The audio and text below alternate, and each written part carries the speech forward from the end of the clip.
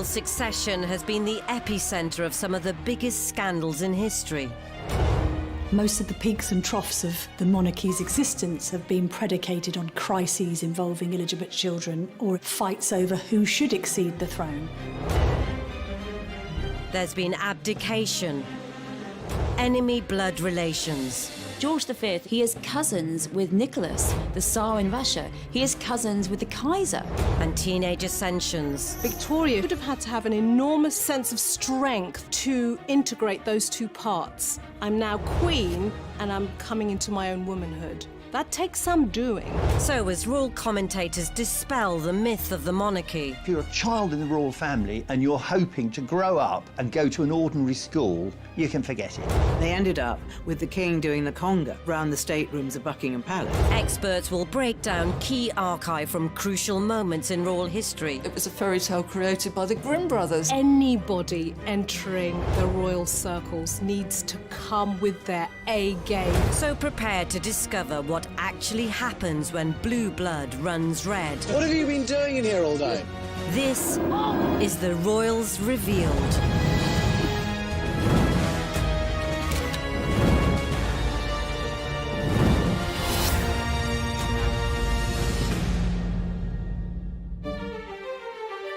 This episode will reveal just how important succession is to the royals.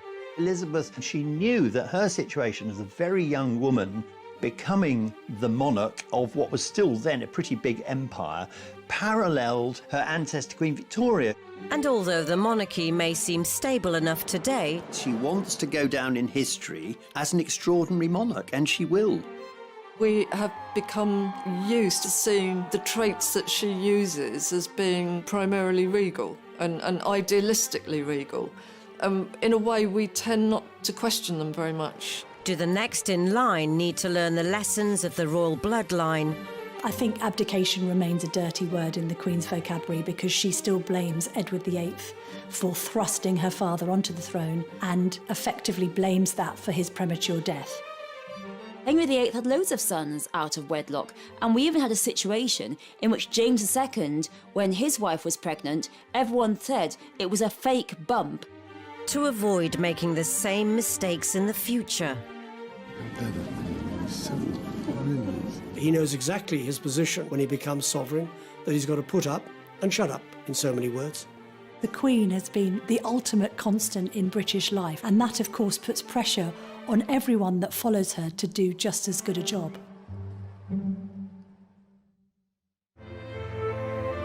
On the 2nd of June 1953, the world rejoiced at the coronation of a new queen. Coronation in 1953 was a tremendous morale booster. There were street parties up and down the country. There were beacons up and down the countries. Everywhere you looked, there was flags, there was bunting, there was happiness. People were happy because it was a terrific day. One of the most important coronations of the last century, given that it's led to this record-breaking reign by Elizabeth.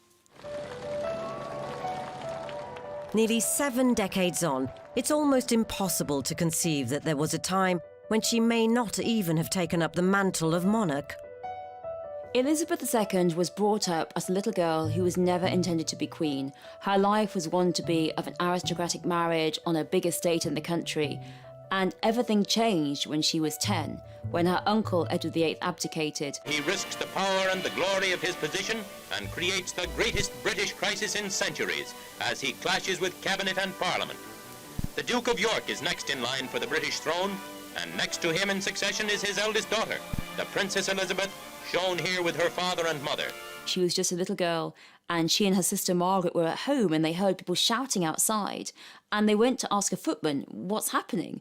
And the footman said, your uncle Edward VIII has abdicated, and your father is George VI. And Margaret said to Elizabeth, does that mean you'll be queen now? And Elizabeth said, I suppose so. Princess Elizabeth to go from being third in line to heir, aged only 10, must have felt quite destabilising, because I'm wondering whether the behaviour of those around her would have shifted gear, because she'd have gone from being an aristocrat, minding her own business, to suddenly in the spotlight, and the attention on her to groom her behaviour for her path to the throne would have been of paramount importance. However, within the family there had always been a precautionary nod to the notion of a potential succession. Edward VIII was considered a bit of a playboy, and there wasn't much prospect of him marrying and having children when Elizabeth was a young woman. George VI, mindful of this, didn't necessarily think that he would take the throne, but thought that the throne would pass from his brother to his daughter.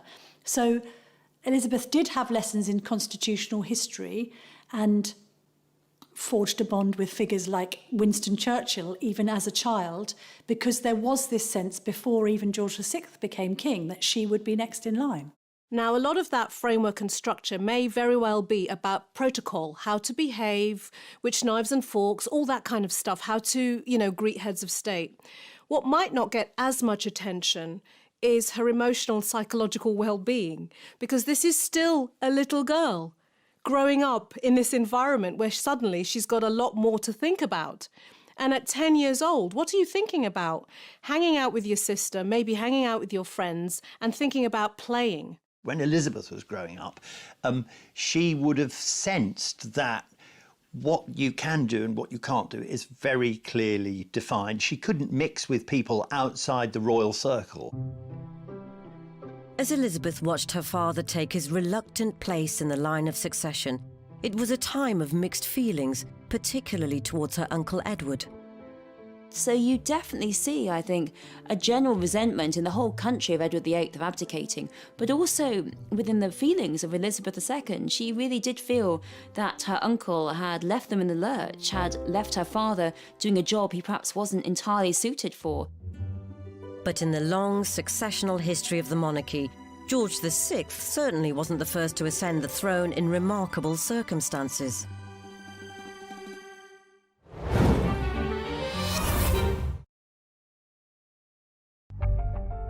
May 1937 marked a milestone in British constitutional history, as after the controversy of Edward VIII's abdication, a confused nation finally got back some stability with George VI's coronation.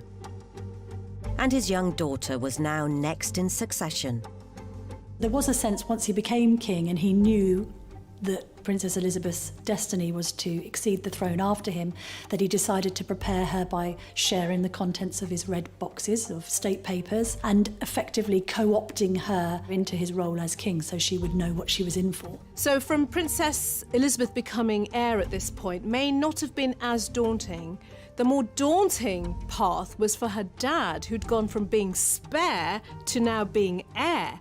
And he would have felt all those pressures. She may well have felt shielded and protected because her dad's in the spotlight, and she may have also felt, there's time on my side. I can just focus on growing up and waiting another 20, 30, 40 years before I have to, ascend to the throne. So for her, it would have been a very different journey at that particular point. However, as the king's health worsened, it didn't seem likely Elizabeth would get much time to prepare for her destiny. It's very difficult to believe that she wasn't aware that for the last 2 or 3 years of his life, that he could die at any time. He'd had one lung removed, he was a heavy smoker. I mean, he was very, very weak and ill. And I think also Elizabeth, she knew that her situation as a very young woman, becoming the monarch of what was still then a pretty big empire, paralleled her ancestor Queen Victoria, who became queen at a very young age and was remarkable in very quickly getting a grip on what was seen as, in Victorian times, an even more difficult task for a young woman. George passed away in 1952, and at just 25, Elizabeth became queen. Father's death was a tremendous shock. It would be a shock to anybody, to any child losing their dad or losing their mum. The shock of her father's death was trauma enough. Then Elizabeth had to step into becoming queen at the age of only 25. These are two monumental events in a person's life. And I cannot imagine what it must have been like to feel the pressure and the responsibility of taking on the crown. Decades later, the controversy surrounding her uncle hasn't been forgotten. I think abdication remains a dirty word in the Queen's vocabulary because she still blames Edward VIII for thrusting her father onto the throne and effectively blames that for his premature death.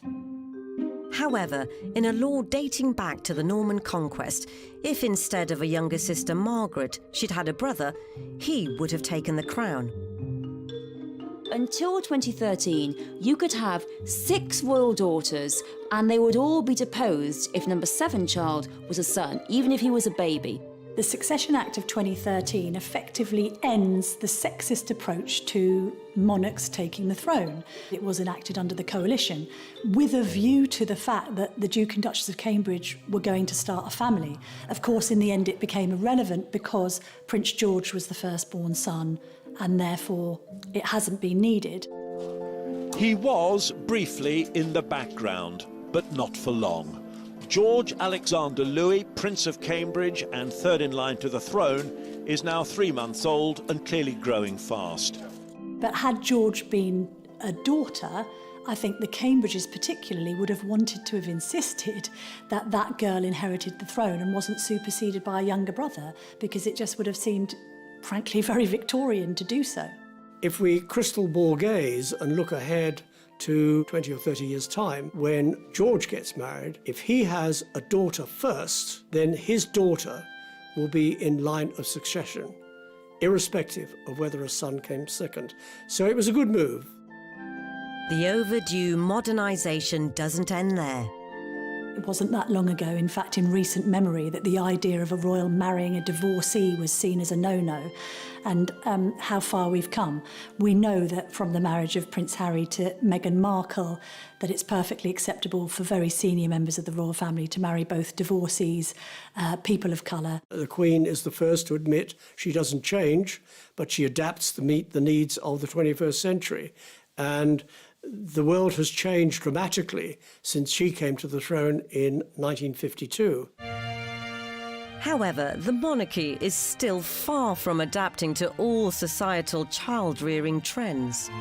Convention dictates that so-called bastard children, to use the old-fashioned terminology, don't have equal right to those who have been conceived and born in wedlock. Now, that might seem extremely old hat and traditional, but it's the way it's happened for centuries. And in fact, most of the peaks and troughs of the monarchy's existence have been predicated on crises involving illegitimate children, or indeed fights over who should exceed the throne. Henry VIII had loads of sons out of wedlock, and we even had a situation in which James II, when his wife was pregnant, everyone said it was a fake bump and that the baby was snuck in a hot water bottle because she'd never have a real child inside the wedlock. So the British monarchy's big problem has been trying to have a child on the right side of the sheets.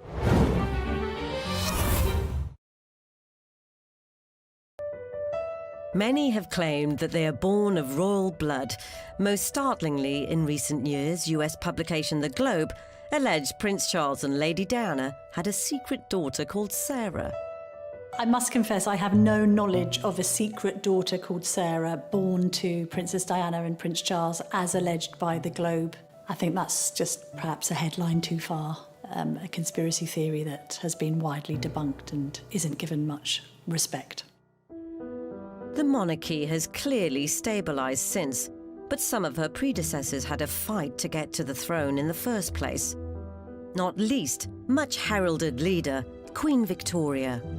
Queen Victoria was someone who really turned the fortunes of the monarchy around. And Victoria was also seen as the monarch of empire. This was the moment in which the British Empire became the race for land, oppression, conquest, looting, and Victoria was this queen over it all.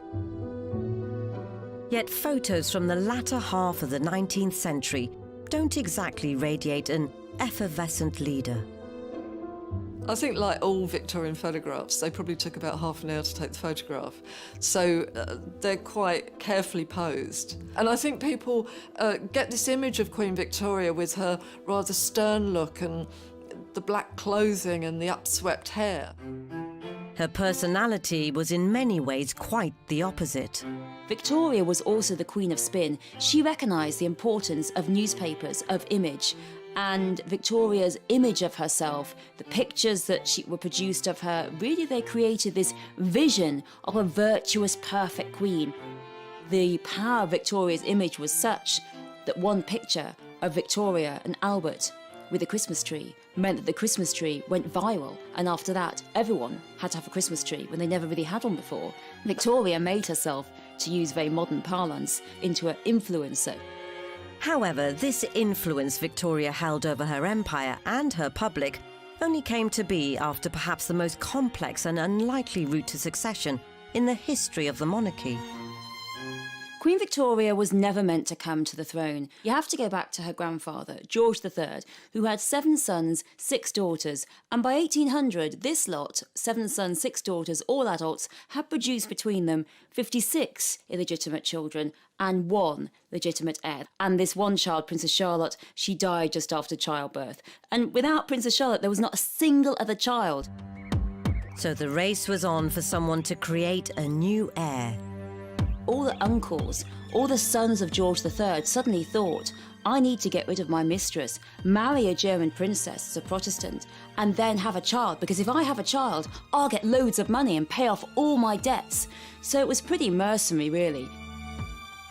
And an unlikely sire came to the forefront as Edward, the Duke of Kent, set out on a marital quest. He's only really got a small potential amount of possibilities. She has to be Protestant, she has to be royal, and she has to be of childbearing age. Also, she has to be willing to marry a man who's nearly twice her age because he's 50, and he was pretty lucky to get Victoire of Leiningen, a young woman who was 30 with 2 children, which proved that she could have children, and unlike many of the other royals, they did also manage to have a legitimate child. Victoria was born at Kensington Palace in May 1819. She was, well, a healthy little baby, but so far from the throne, she's a girl, and she's the daughter of the 4th son. No one's ever going to see her come to the throne, but her father said, my brothers are not so strong as I am, the throne will come to me and my children. He died just 8 months later. His father, George III, 6 days after that, meaning baby Victoria was 3rd in line to the throne. Before long, she'd be first. Queen Victoria became heir to the throne at such a young age because her various uncles were dying. Simple as that. She was living at Kensington Palace and she was informed that she was now Queen Victoria, and that's how she came to the throne at such a young age. George IV had been next to go, leaving brother number 3, now William IV, in power. With Victoria only 11 and on course for the throne, her mother and her advisor, John Conroy, set about preparing for her destiny. She was given very strict structure. She was raised in this Kensington system of education that was devised by her mother's advisor, Conroy. And that gave her limited access to other children. How she was educated was controlled. And interestingly, Victoria shared a bedroom with her mother until she was 18 years old. So think about that, very hyper-protected. But were the guardian's eyes on a greater prize all along? What John Conroy and Victoria's mother wanted is for Victoria to come to the throne as a child so that they would be the power behind the throne. And so you have this incredible fight between mother and daughter about when Victoria comes to the throne. If you think about the relationship between Victoria and her mother, in today's terms, she'd be described as a helicopter mother. Very controlling, very overprotective, almost to the point of smothering. And from Victoria's point of view as a growing girl into a young woman, she probably felt like she couldn't breathe. And this kind of level of control can cause a real adversarial relationship between mother and daughter. So I wonder whether there was some kind of battle between the two of them going on. Battle for independence by Victoria and battle for control by the mother. This is how I want you to be moulded. Fortunately, Victoria had a high-powered ally. The king, William IV, he's on the throne and he's old and he's ill, but he hates Victoria's mother, and he wants the throne to go to his niece, to Victoria. That's it. So he says to his doctors, he basically says to his doctors, just wind me up, just keep me going. And Victoria's 18th birthday party, he's too ill to go, but it's a wonderful party. Victoria has a marvellous time. And guess what? Her mother storms off early because Victoria's 18th birthday means the end of all her mother's hopes of being power behind the throne. Having got his wish, William IV passed on weeks later, leaving the now considered adult Victoria to take the reins. This is an 18-year-old girl who's just coming into womanhood, finding her own voice, wanting to find her own identity separate to being the child of someone.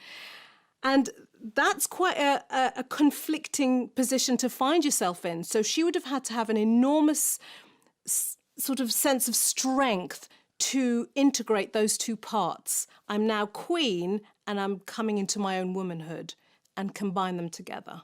That takes some doing. And there was such an avalanche of enthusiasm for her. Even though she was 18, even though she was female in a sexist time, people thought anything has to be better than those awful, awful old uncles. Victoria was crowned in 1838, and having latterly married Prince Albert of Germanic aristocracy, wasted little time in creating her own successional line. She was a very sexual woman. I mean, it's almost as though she was chasing Albert around the palace at some times, trying to get her conjugal rights. And he was making excuses to sort of, no, I need a rest, and keeping away from it. If you look back through history, you've got Prince Albert, you've got other consorts, but they've probably been known for their breeding potential. Victoria's first child is Princess Vicky, and really within 3 months of Princess Vicky's birth, Victoria is pregnant again. They have the heir, the future Edward VII, he's number 2, and then they keep going. And of course this is because, for one great reason, that big families are power. And for Albert and Victoria, they want to marry their children into the other European royal families to create links, to create friendships and create relationships, because Albert and Victoria believe that if your children are all married into foreign royal families, then you will never, ever want to go to war. Queen Victoria had unknowingly set the stage for colossal successional damage that would have disastrous consequences for the British royal family. Queen Victoria's idea of breeding harmony into Europe may have spectacularly backfired, but she was never very keen to promote their duo-nationality lineage in public anyway. Victoria and Albert are very clear to say that they're a British family, that they only speak English at home, that they have nothing to do with Germany. It's just Albert was from there. But Albert does speak German to the children, and you might say it's quite a good idea. After all, in his view, they will all end up married to Germans, so they might as well learn how to speak to their future spouses. And the royal family is really quite a German one at heart, even though in public show it's always very English. Victoria's 9 children gave her an astonishing 42 grandchildren as she set about a complicated scheme of continent-wide bloodlines. Queen Victoria was an arch matchmaker, and she wanted all of her children married into royal families across Europe. Of course, spreading haemophilia as they went, but never mind about that. And you have a situation thus that all of the monarchies are even more interrelated than they ever were. Though her family was spreading the seed far and wide, Victoria herself lived a much more reclusive life after Albert's death in 1861. She was desperately in love with Albert. Her world came crashing down when Albert died in the early 1860s, and nobody saw sight of her except her private secretaries and her prime minister. Though ever the proud queen, she was adamant to appear one final time in public for her Diamond Jubilee in 1897. By this time, the lady was pretty large, and so Thanksgiving service at St Paul's Cathedral had to be conducted with the clergy and the congregation on the steps of St Paul's, while Queen Victoria remained in the carriage because she couldn't actually be got out or even attempt to make the steps into St Paul's. Victoria died in 1901, but would her international royal legacy continue? After Victoria, her son Edward VII becomes king, then his son George V, and George V is the king for the First World War, and you have a situation in which he's related to all of the royal families through his mother's matchmaking efforts. He is cousins with Nicholas, the Tsar in Russia. He is cousins with the Kaiser. Unfortunately, it was anything but happy families. It actually accelerates and intensifies the possibility of war because all these monarchies are related and all of them are saying not just why has Britain got so much, they're also saying why has our relation got so much. By 1917, the line of royal succession saw Queen Victoria's grandson, George V, now 7 years into his reign, with the world at war. Often during his many tours of the front, His Majesty went up into the danger zone and saw the field artillery at work. King George V and Queen Mary actually started the walkabouts. They went to hospitals, they met the common men and common women, people who were fighting on the front line, people who were injured, people who were recuperating in hospital. They were the king and queen of the people.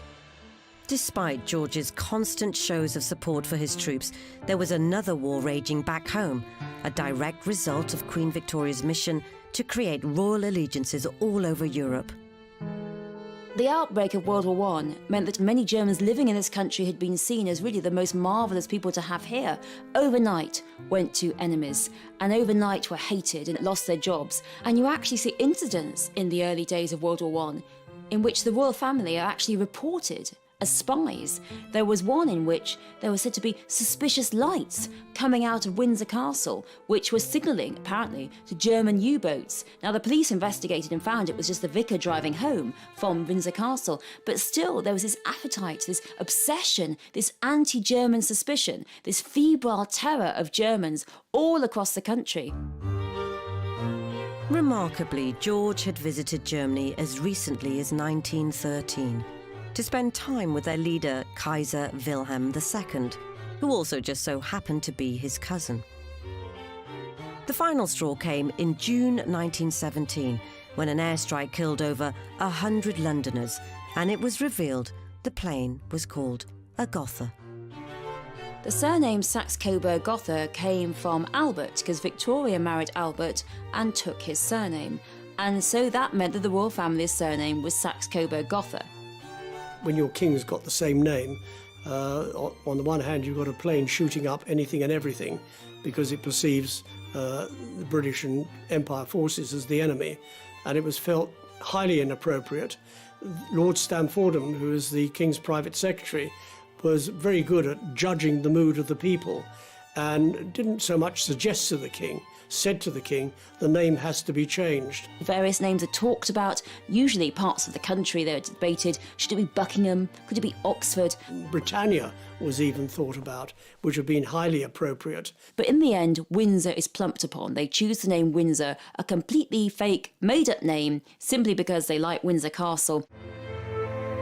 Just 4 days after the Gotha airstrike, George V had officially changed his name.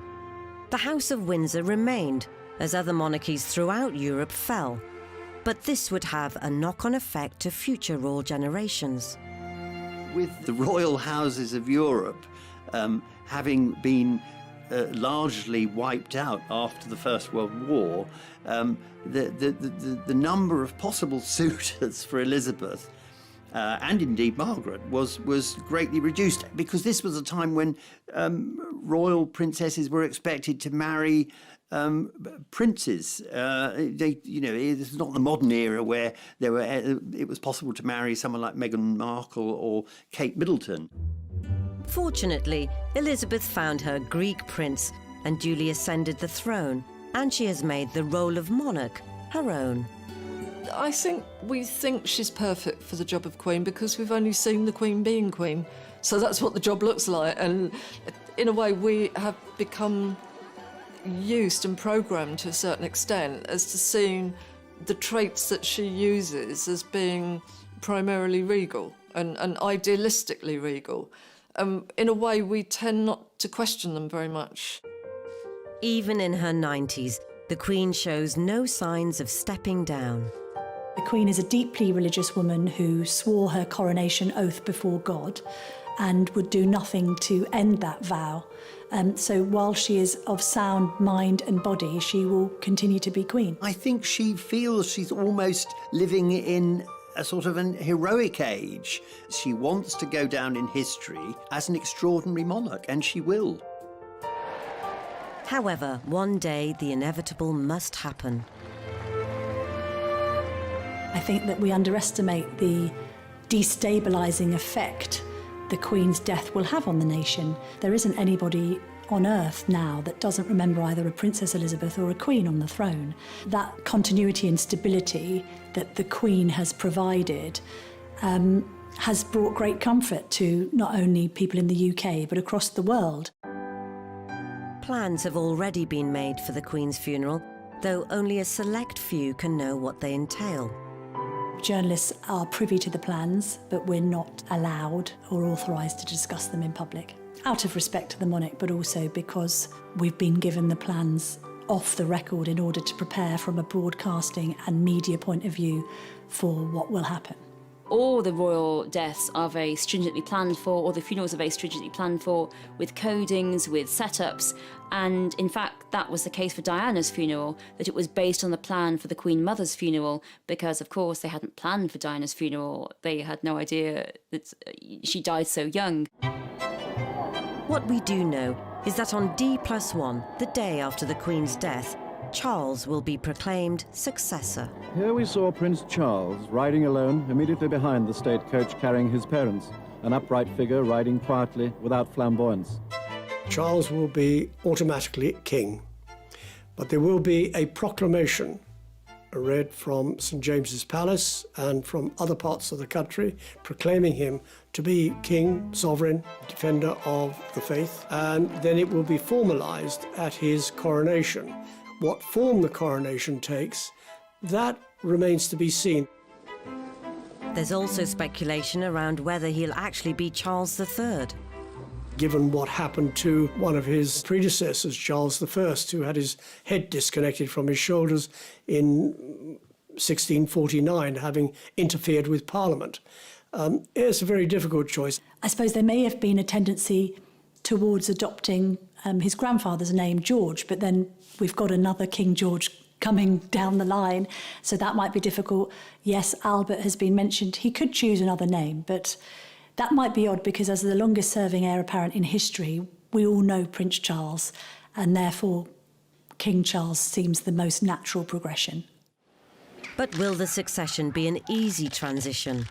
We know that Prince Charles isn't as popular as his mother, and that he has enormous shoes to fill because of the unwavering way in which she has reigned for the last nearly 70 years. So it's going to prove challenging. He'll be a good king because he's had a long time waiting for it. He knows exactly what's going on in the United Kingdom. He knows exactly what's going on globally. He knows he's been to practically every Commonwealth country. He's well tutored. He's probably the best prepared sovereign that we've ever had. However, some incidents during the long wait have raised questions over his kingly credentials. There was the annual holiday of when they went skiing at Clusters. They had a deal with the press and everybody knew it, and we come out and we have a photograph taken and the press ask a few questions and then after that you'll leave us alone. It's not a big deal really. These are the ones that the royals feed off for their popularity, and one of them happens to be Nicholas Witchell, who has put in a lot of very sterling royal duty doing that. Charles then turns around and does the worst ventriloquist act in the world with his microphone on and starts being rude about Nicholas Witchell. I can't bear that. He's so brilliant. He started being the son, and his sons were more like the father. His candid aside to his sons really shows what's going on internally.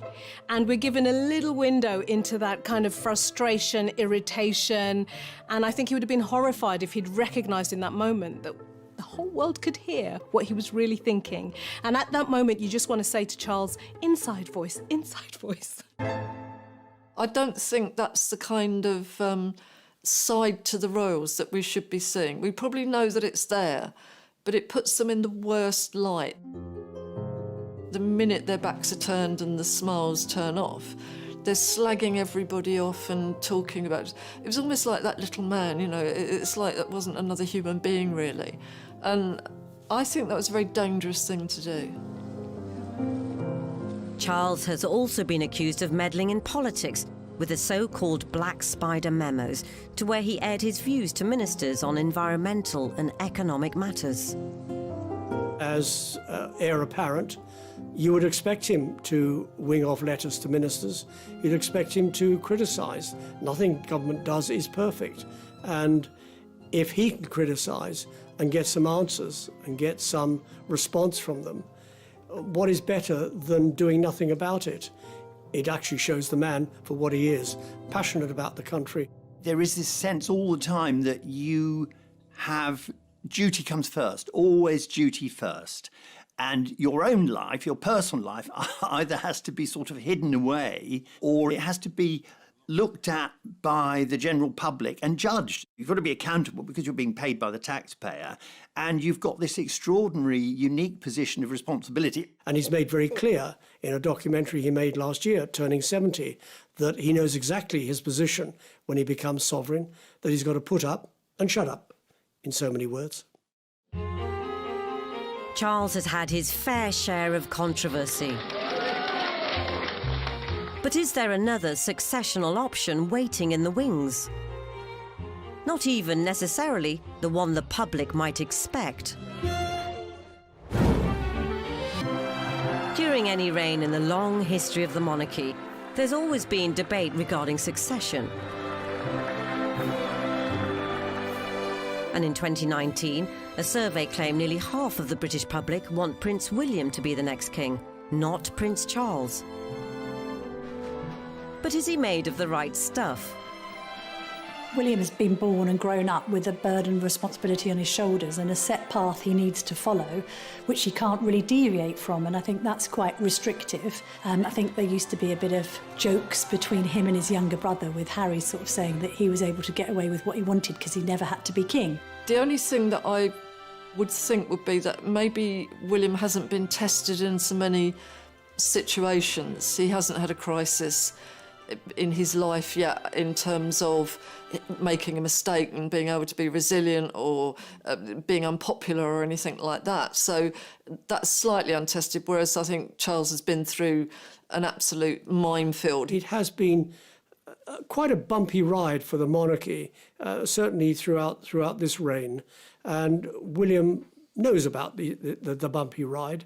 He knows what he's got to do, and he knows he's got to steer a straight course, and he will aim to do that. William certainly shares a strong bond with his grandmother. They're both quite shy and introverted, both quite dedicated to duty. There's a sense of both fun and seriousness about them, which makes them a little bit of a contradiction. I think on one hand it's a relationship between granny and grandson, and on another it's a relationship between two different and significant generations of royalty. She has a vested interest in him, more so than in anybody else, that he actually gets it right, that he learns the art of kingship. He's learning it from his father, but he can learn it from wise counsel, from his grandmother. And she's doing a lot to help him along the way. If he's not sure about anything, he knows that he can always go to his grandmother. William's rarely put a foot wrong on his journey to the throne, but there's the odd exception. There was a moment where the Queen appeared to admonish Prince William for crouching down and talking to Prince George at Trooping the Colour, marking her 90th birthday.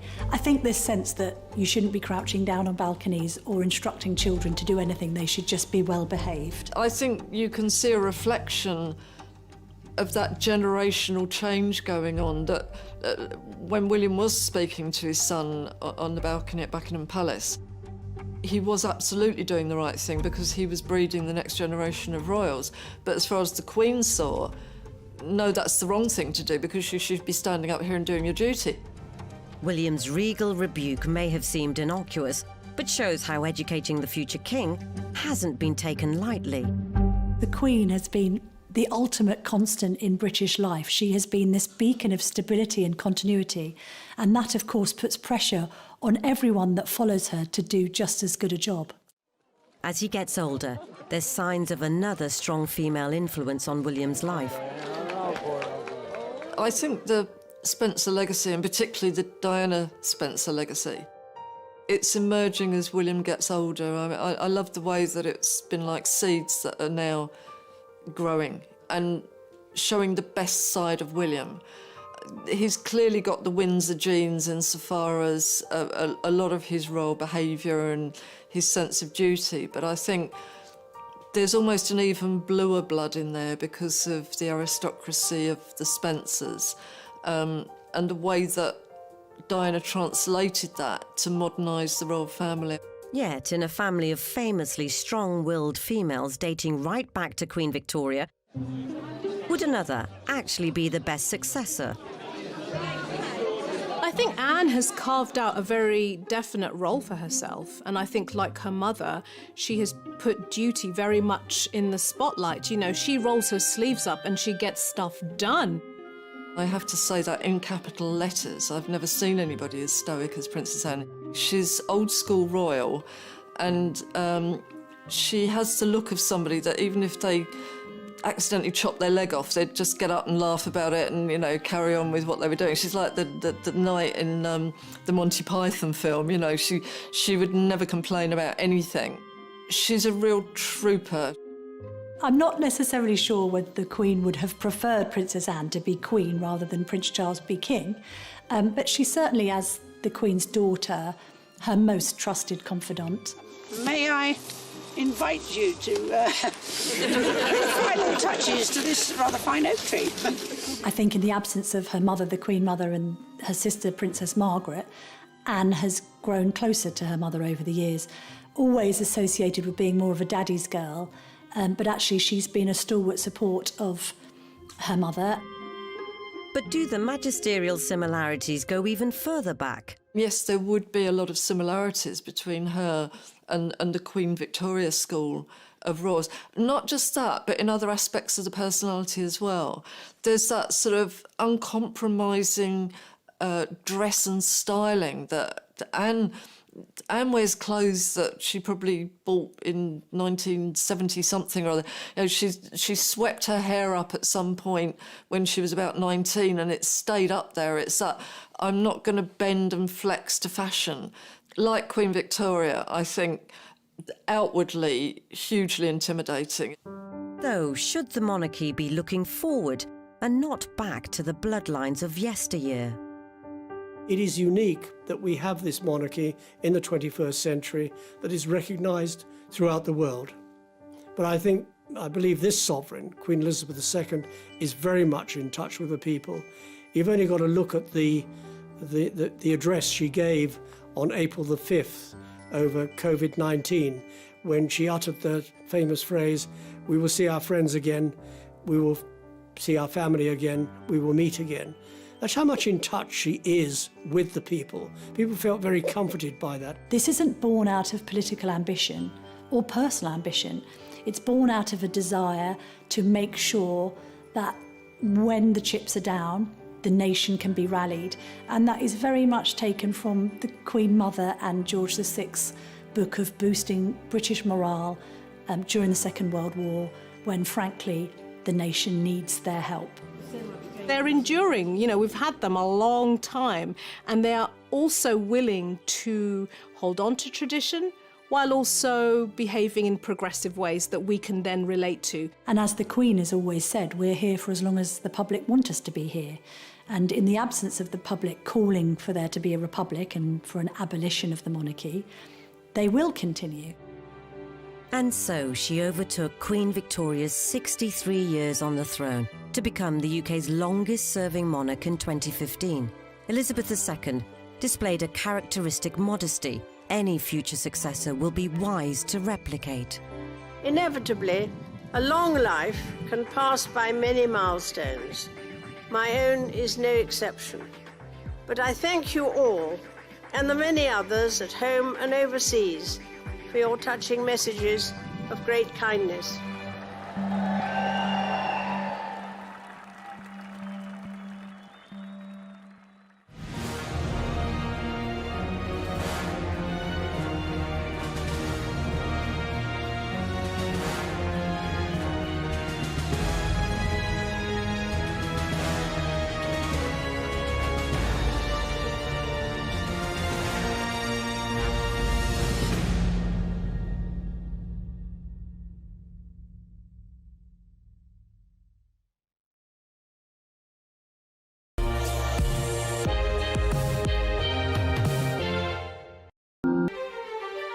This episode will reveal just how important succession is to the royals. Elizabeth, she knew that her situation as a very young woman, becoming the monarch of what was still then a pretty big empire, paralleled her ancestor Queen Victoria. And although the monarchy may seem stable enough today, she wants to go down in history as an extraordinary monarch, and she will. We have become used to seeing the traits that she uses as being primarily regal and idealistically regal. In a way, we tend not to question them very much. Do the next in line need to learn the lessons of the royal bloodline? I think abdication remains a dirty word in the Queen's vocabulary because she still blames Edward VIII for thrusting her father onto the throne and effectively blames that for his premature death. Henry VIII had loads of sons out of wedlock, and we even had a situation in which James II, when his wife was pregnant, everyone said it was a fake bump. To avoid making the same mistakes in the future. He knows exactly his position when he becomes sovereign, that he's got to put up and shut up, in so many words.